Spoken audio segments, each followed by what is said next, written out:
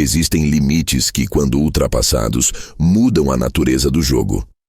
Ray Dalio identificou um desses limites: 80% da dívida pública em relação ao PIB. O Brasil está em 78%. A maioria das pessoas só vai perceber o que isso significa quando as consequências já estiverem batendo na porta. Você tem a chance de estar à frente. Se inscreva no canal agora e fique até o final deste vídeo.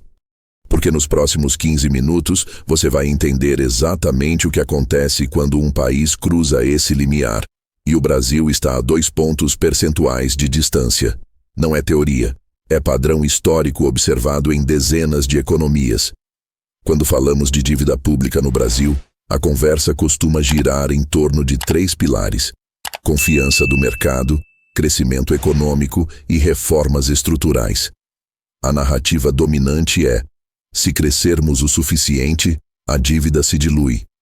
Se fizermos as reformas certas, os investidores voltam a confiar. Se administrarmos bem as expectativas, conseguimos tempo. Mas o que Dalio observou ao longo de décadas não é sobre otimismo ou pessimismo. É sobre física financeira. Quando a dívida cresce mais rápido que a capacidade de pagamento, o sistema deixa de ter margem para escolhas confortáveis. O país começa a gerenciar crises em vez de construir futuro. E isso não é ideologia, é aritmética. A diferença entre estar com 60% de dívida PIB e 80% não é apenas quantitativa, é qualitativa. Com 60%, você ainda tem flexibilidade. Pode baixar juros em uma crise sem provocar fuga de capital. Pode gastar um pouco mais em um ano difícil sem comprometer a sustentabilidade. Pode fazer ajustes graduais. Com 80%, cada decisão carrega um peso fiscal enorme. Cada ponto de juro a mais representa bilhões em despesa adicional. Cada ano de déficit primário aprofunda o problema. O cinto de segurança desaparece. Dalio estudou ciclos de endividamento desde o Império Romano até a década de 1920 nos Estados Unidos, passando pela crise de 2008, pelos ajustes fiscais severos na Grécia, Itália e Portugal, e pelas experiências mais recentes no Japão. Ele percebeu que, independentemente da época ou do país, quando a dívida ultrapassa certos níveis, 5 fenômenos começam a aparecer. Os nomes mudam, as moedas mudam, os governos mudam, mas o roteiro se repete. E o Brasil não é exceção. Aliás, temos uma vantagem histórica. Já vivemos isso antes de outras formas. Quem tem mais de 40 anos se lembra da hiperinflação. Quem tem mais de 50 se lembra do confisco da poupança. Quem tem mais de 60 se lembra de pelo menos 3 moedas diferentes. A diferença é que, desta vez, não estamos falando de inflação descontrolada.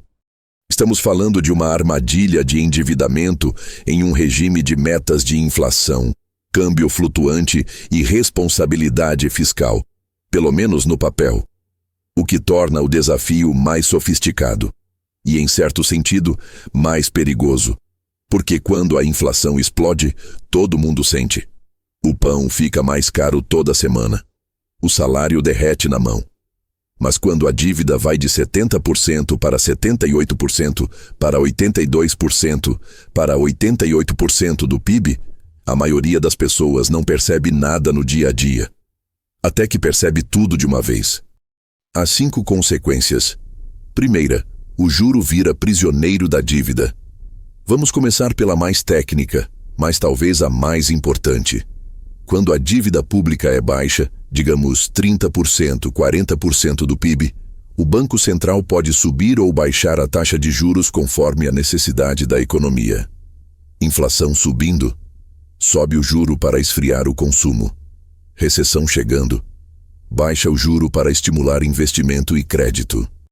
Mas quando a dívida passa de 80%, cada ponto percentual de alta nos juros representa um peso enorme nas contas públicas. No Brasil, com uma dívida de aproximadamente 7 trilhões, um aumento de 1% na taxa Selic pode representar algo próximo de 70 bilhões de reais a mais em despesa com juros por ano. Isso é mais do que o orçamento anual de vários ministérios somados. É como dirigir com o freio de mão puxado. Tecnicamente possível, mas extremamente custoso. O juro deixa de ser ferramenta de política monetária e passa a ser refém da dinâmica fiscal. E aí surge um problema circular. Se o Banco Central não pode subir o juro sem explodir a dívida, a credibilidade da meta de inflação enfraquece. Se a credibilidade enfraquece, as expectativas de inflação sobem.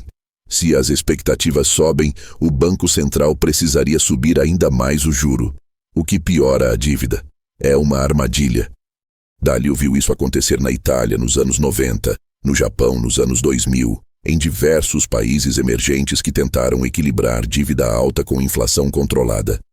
E raramente terminou bem sem um ajuste profundo. Segunda, a moeda perde lastro de confiança. A estabilidade de uma moeda não vem apenas da competência técnica do Banco Central. Vem da percepção de que o país pode honrar seus compromissos sem recorrer à impressão de dinheiro ou a defaults disfarçados. Quando a dívida cruza certos níveis, essa confiança começa a rachar. Não de forma abrupta, não com manchetes alarmistas todo dia, mas silenciosa. Investidores institucionais começam a exigir prêmios maiores para rolar a dívida pública. O spread dos títulos brasileiros aumenta. O câmbio se torna mais volátil, porque a cada sinal de turbulência externa, o capital estrangeiro sai mais rápido. E quem paga essa conta? O cidadão comum que guarda dinheiro em moeda nacional. Porque o poder de compra da moeda depende da confiança de que ela não será diluída. E países altamente endividados têm menos instrumentos para defender essa confiança sem fazer escolhas que prejudicam o crescimento.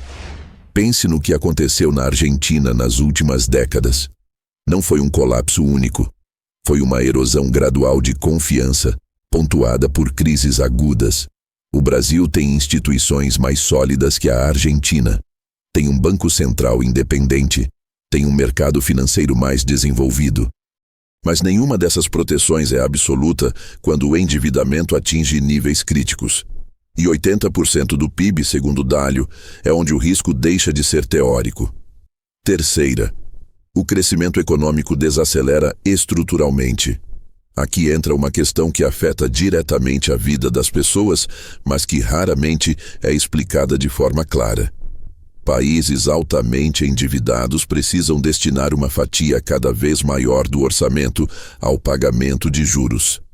No Brasil, o gasto com juros da dívida pública já representa uma das maiores despesas do governo federal. Em alguns anos, ultrapassa o que é gasto com saúde ou educação. Isso significa menos investimento em infraestrutura, menos dinheiro para hospitais, escolas, universidades. Menos capacidade de reagir a crises com políticas anticíclicas. Mas o impacto vai além do orçamento público. Quando o governo compete agressivamente por crédito no mercado financeiro, emitindo títulos públicos com juros altos, ele drena recursos que poderiam ir para o setor privado. O empresário que quer expandir sua fábrica enfrenta taxas de juros mais altas. O pequeno empreendedor que precisa de capital de giro paga spreads bancários maiores. A família que quer comprar a casa própria vê o financiamento ficar mais caro. O crescimento deixa de ser uma política deliberada. Vira uma esperança dependente de fatores externos.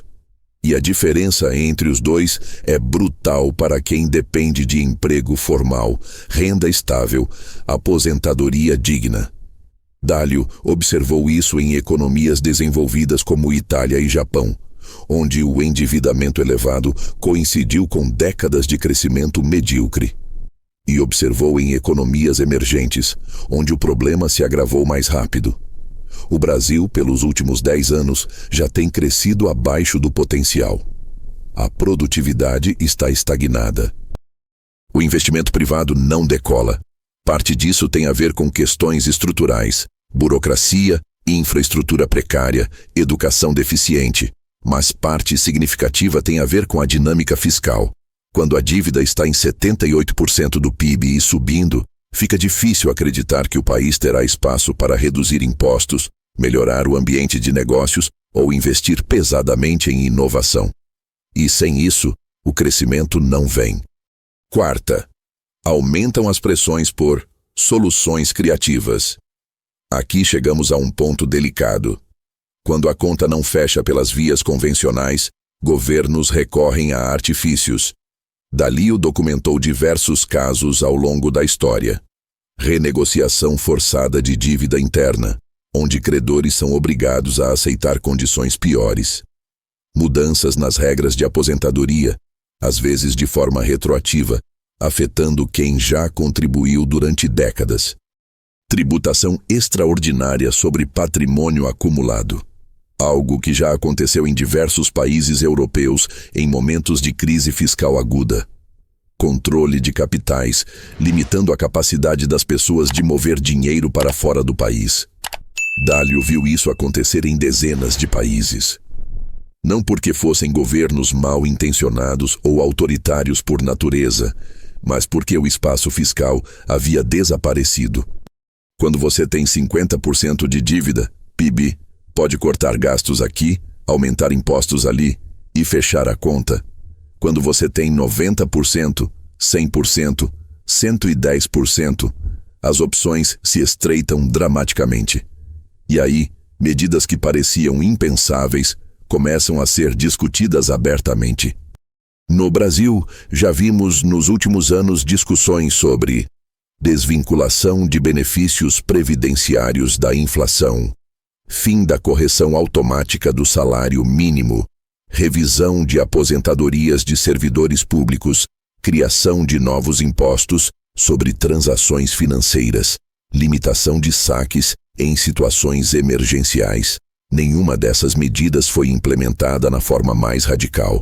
Mas o simples fato de estarem na mesa de discussão já indica o nível de pressão que o sistema fiscal está enfrentando. E quem paga essa conta? Novamente, quem seguiu as regras do jogo durante décadas descobre que as regras foram reescritas, sem consulta. O trabalhador que contribuiu esperando aposentadoria integral descobre que o cálculo mudou. O poupador que guardou dinheiro em títulos públicos descobre que o rendimento real foi corroído por mudanças tributárias. A classe média que planejou o futuro com base em certas premissas descobre que as premissas não valem mais. Isso não é teoria da conspiração. É o que acontece quando países altamente endividados precisam fazer ajustes sem margem de manobra. Quinta, a polarização política se intensifica. Quando não há dinheiro suficiente para todos os projetos, cada grupo passa a disputar uma fatia menor do bolo. Funcionalismo público versus setor privado. Aposentados versus trabalhadores ativos. Beneficiários de programas sociais versus contribuintes líquidos. Reformas deixam de ser discussões técnicas sobre eficiência e passam a ser batalhas ideológicas sobre justiça distributiva. O debate econômico vira cabo de guerra moral. E o custo disso não é apenas político, é institucional. Decisões que deveriam ser tomadas com base em dados, estudos técnicos, projeções fiscais de longo prazo, passam a ser adiadas indefinidamente, até que a realidade as imponha de forma muito mais dolorosa. Dalio observou esse padrão em praticamente todos os países que enfrentaram crises de dívida. Nos Estados Unidos, durante o teto da dívida. Na Europa, durante a crise do euro. Na América Latina, durante os anos 80 e 90. Quando o espaço fiscal desaparece, a política deixa de ser sobre escolhas entre bom e ótimo. Passa a ser sobre escolhas entre ruim e péssimo. E nesse contexto, o consenso se torna quase impossível. No Brasil, vemos isso claramente. Qualquer proposta de ajuste fiscal gera reações violentas de ambos os lados do espectro político. Cortar gastos. Estão atacando os mais pobres. Aumentar impostos. Estão sufocando quem produz. Fazer reforma da Previdência. Estão roubando aposentadorias. Não fazer reforma. Estão sendo irresponsáveis. E enquanto o debate se arrasta, a dívida continua subindo. De 60% para 70%, de 70% para 78%, e agora, perigosamente próxima dos 80% que Dalio identificou como ponto crítico. O curioso, e talvez o mais cruel, é que quem paga essa conta, historicamente, não são os responsáveis pelo endividamento. Não são os políticos que aprovaram gastos insustentáveis. Não são os lobbies que defenderam privilégios setoriais. Não são os grandes devedores que se beneficiaram de subsídios e isenções. É o cidadão que foi disciplinado, que poupou quando podia ter gastado, que contribuiu para a Previdência acreditando nas regras, que pagou impostos sem sonegar, que planejou a aposentadoria com base em premissas que pareciam sólidas. O sistema se ajusta, mas raramente a favor de quem cumpriu sua parte. E isso não é paranoia ou vitimismo. É observação histórica. Quem perdeu dinheiro no confisco de 1990? Quem tinha poupança formal? Quem foi mais afetado pelas mudanças nas regras previdenciárias? Quem contribuiu regularmente? Quem sofre mais com inflação de serviços essenciais? Quem depende de renda fixa? Não estou dizendo que ajustes não são necessários. Muitas vezes são. Mas a forma como esses ajustes são distribuídos raramente respeita o princípio de que quem seguiu as regras deveria ser protegido. Deixa eu te contar uma história real, que representa milhões de brasileiros.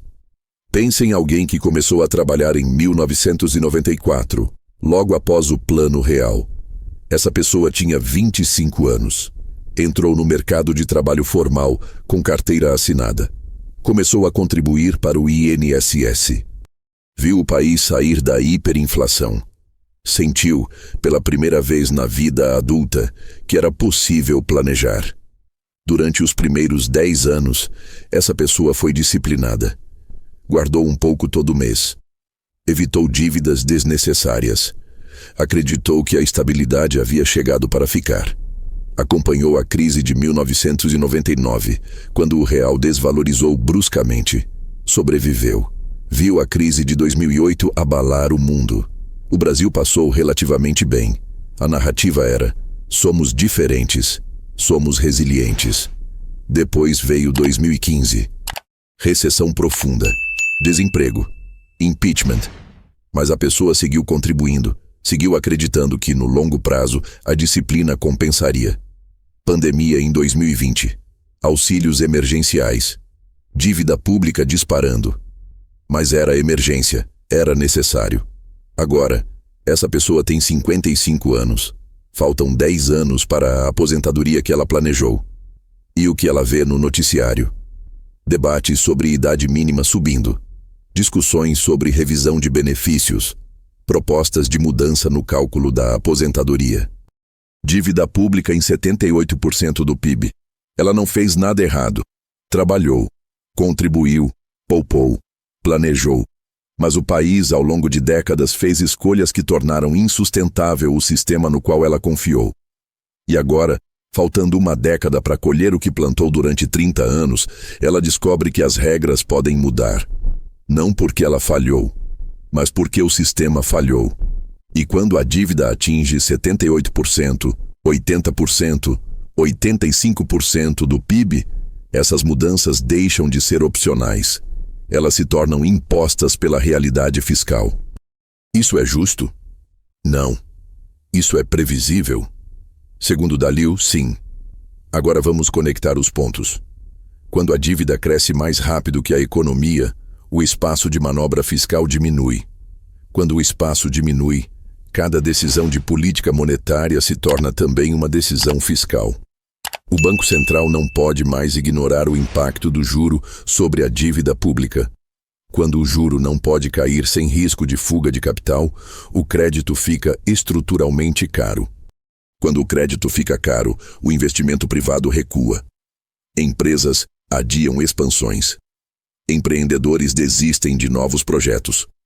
Quando o investimento recua, o crescimento desacelera. Quando o crescimento desacelera, a arrecadação tributária cai em termos reais. Quando a arrecadação cai, o déficit primário persiste e a dívida piora ainda mais. É uma espiral que não depende de vontade política para existir. Depende apenas de matemática. E o Brasil está a 2 pontos percentuais de cruzar o limiar identificado por Dalio. 2 pontos percentuais que podem ser cruzados em menos de 2 anos, dependendo do crescimento econômico e da dinâmica fiscal.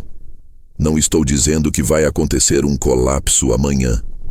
Não estou dizendo que o Brasil vai virar Argentina ou Grécia. Estou dizendo que os padrões observados por Dalio em dezenas de países ao longo de décadas sugerem que, acima de 80%, as opções se estreitam. E quando as opções se estreitam, alguém paga a conta. Historicamente, esse alguém é quem tem menos capacidade de se proteger. Isso não é sobre pânico, é sobre clareza. Ray Dalio não faz previsões apocalípticas. Ele não vende medo. Ele não tem interesse em assustar pessoas. Ele mapeia padrões.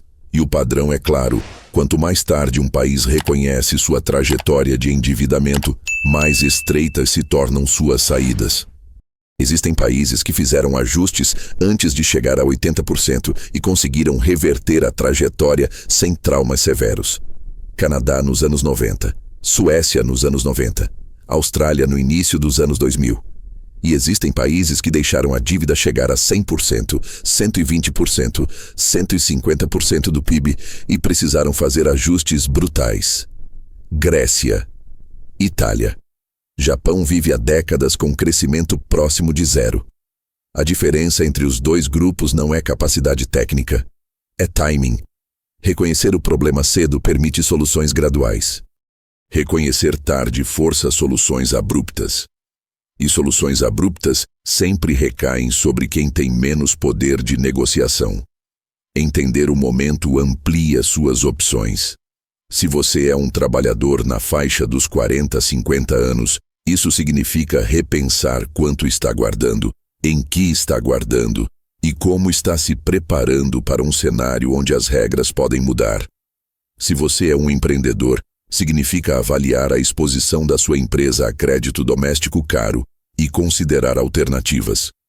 Se você é um aposentado ou está próximo da aposentadoria, significa entender que benefícios indexados podem ser revistos e planejar margens de segurança.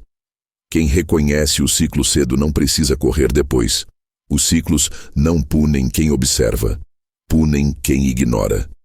E o Brasil, neste momento, está em um ponto onde ainda é possível observar, entender e se preparar. Mas a janela está se fechando, não em pânico, em lucidez. Se você chegou até aqui, provavelmente reconhece que compreender ciclos econômicos não é luxo, é necessidade. Este canal existe para traduzir movimentos complexos do sistema financeiro em clareza que você pode usar, sem vender produto, sem prometer milagre. Apenas padrões, contexto e consequências. Se isso faz sentido para você, se inscreva no canal. Ative as notificações, porque os próximos meses vão exigir lucidez, não manchete. E compartilhe este vídeo com alguém que precisa entender o momento em que estamos. Não para criar alarme, para criar preparo. Nos vemos no próximo.